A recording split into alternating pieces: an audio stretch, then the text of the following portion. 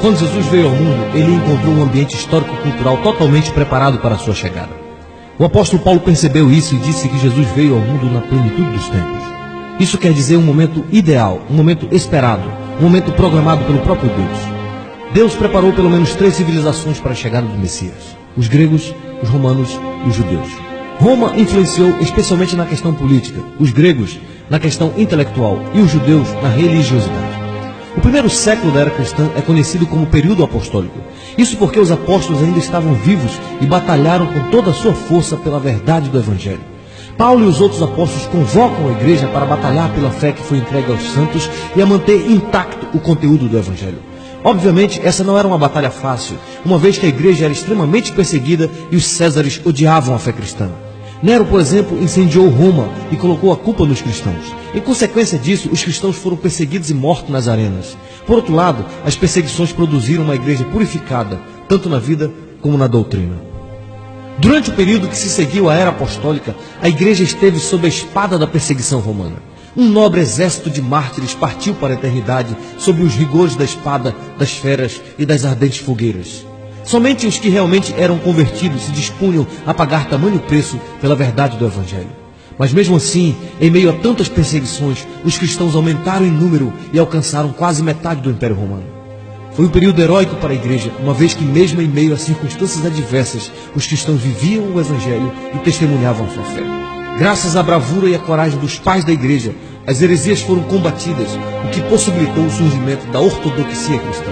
No entanto, algo aconteceu que mudou para sempre a ética e a teologia da Igreja Apostólica.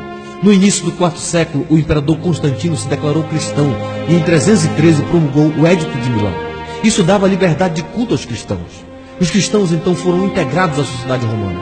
E não demorou para que o cristianismo se tornasse a religião oficial do Estado. Era o início da Igreja Católica Romana.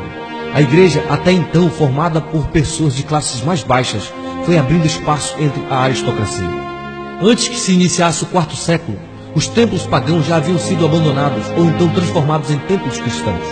No século IX, não existia na Europa Ocidental quase ninguém que não acreditasse no Deus da Bíblia. Parecia ser o triunfo do cristianismo, mas na realidade, tal popularidade produziu resultados catastróficos para a igreja. Para começar, todos queriam ser membros da igreja, e quase todos eram aceitos, tanto os convertidos como os perversos. Homens mundanos e ambiciosos desejavam cargos na igreja a fim de obter influência social e política.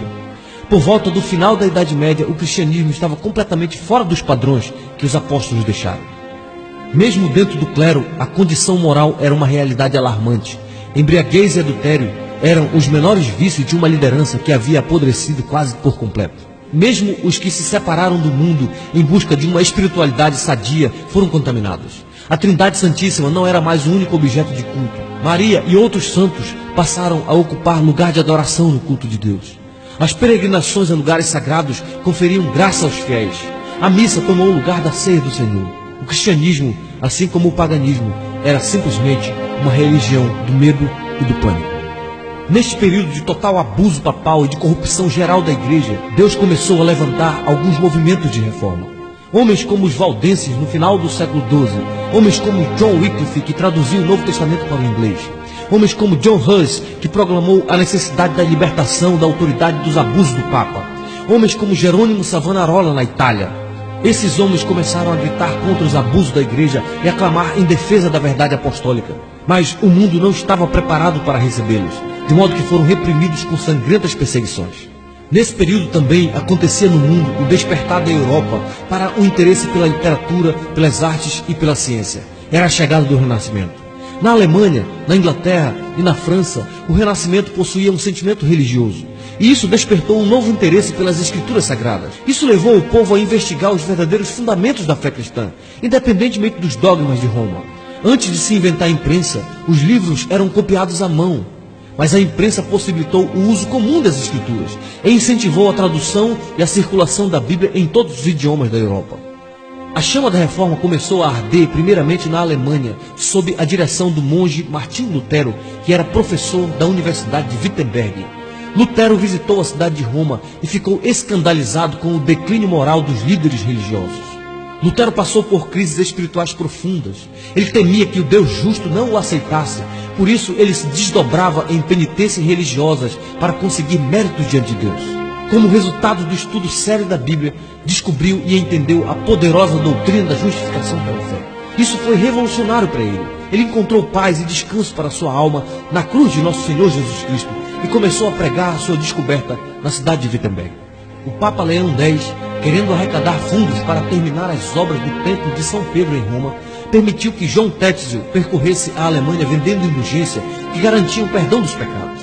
Lutero ficou extremamente indignado com tal pregação e começou a denunciar como falso o ensinamento de Tetzel.